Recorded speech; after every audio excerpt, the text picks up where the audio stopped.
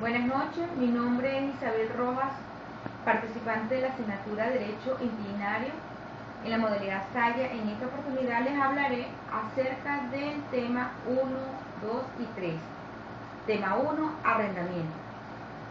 Para iniciar con el concepto de arrendamiento, que es un contrato por el cual una de las partes contratantes se obliga a hacer gozar a la otra de una cosa mueble o inmueble, por medio o por cierto tiempo, mediante un precio determinado que ésta se obliga a pagar a la otra parte.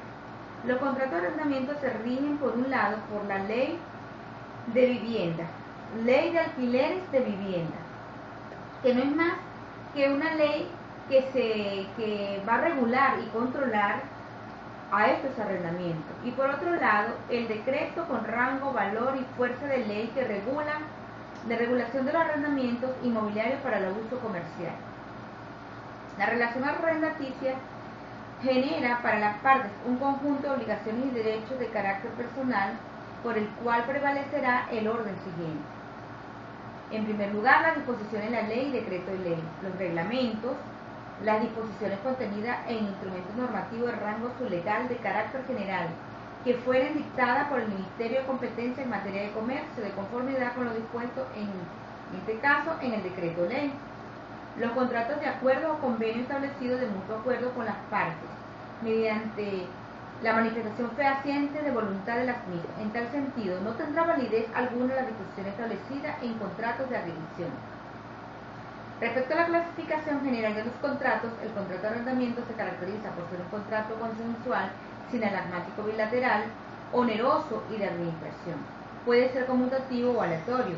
Es un contrato sucesivo que se ejecuta por actos repetitivos y recíprocos, de disfrute de pago de alquiler, actos que se sirven de causas a uno a los otros, hasta el extremo que si el uso y el disfrute no pueden llevarse a cabo, no se debe al alquiler.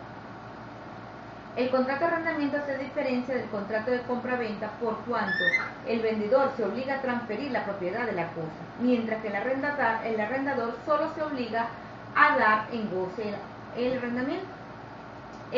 Con respecto al usufruto, por ser el derecho de usufruto un derecho real, mientras que el derecho de arrendamiento es un derecho personal.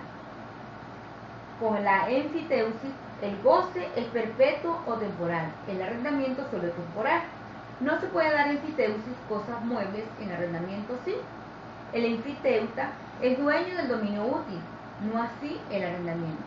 El enfiteuta está obligado a mejorar el fondo, en cambio el arrendatario se limita a gozar de la cosa, correspondiéndole al dador de la obligación de mantener la cosa en un estado servir para ese goce.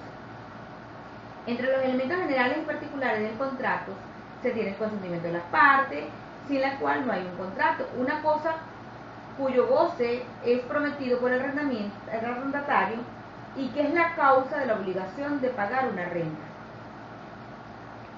También se tiene el precio o canon de arrendamiento. Entre otros los elementos tienen el tiempo de duración. Es esencial que las partes se pongan de acuerdo sobre el término del contrato.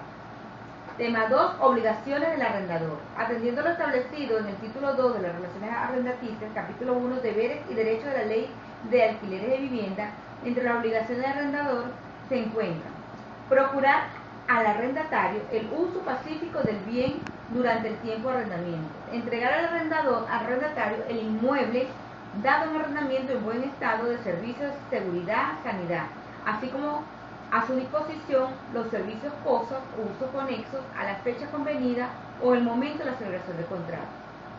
Es de obligación de los arrendadores preservar el buen estado de los inmuebles, los servicios básicos sean comunes, de áreas comunes y adicionales, según lo convenido en el contrato de mantenimiento de los servicios y el pago de servicios comunes.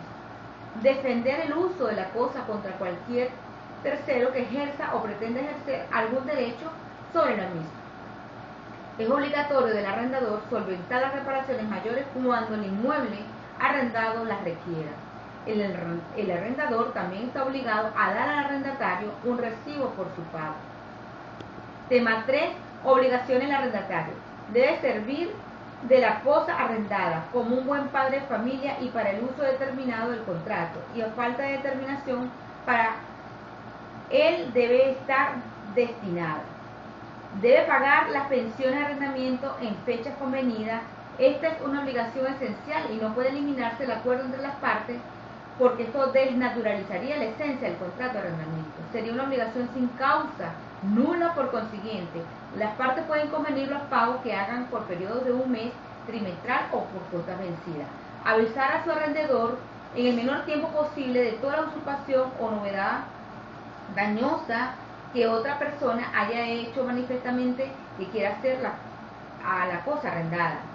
Responde también de las pérdidas o deterioro que sufre la cosa arrendada, a no ser que pruebe que ha sido sin su culpa. No puede introducir reformas ni cambio de estructura en el inmueble sin la autorización del dueño o arrendador. Responde por los deterioros y de los daños que causen a la cosa arrendada a las personas de su familia y los subarrendatarios. Obligaciones del arrendador y del arrendatario doctrinalmente: cuidar de la cosa arrendada como propia, pagar el canon de arrendamiento en los plazos vencidos, avisar al arrendador de cualquier usurpación o imposición en servidumbre intentada contra el predio, devolver la cosa a sus dueños vencido el plazo del contrato. Derecho a la suscripción del canon ante el notario, sin costo. El derecho a que se le fije un canon de arrendamiento de conformidad con lo dispuesto en la ley. A tal efecto no estará obligado a pagar un canon superior al que arroje la fórmula de justo valor establecido en la ley, y pago de los inmuebles o de los muebles que se encuentren en el área que se pretende arrendar, ocasionando sanción para los arrendadores que hagan caso omiso a este señalamiento de la norma. La oportunidad para cancelar el canon de arrendamiento los 5 primeros días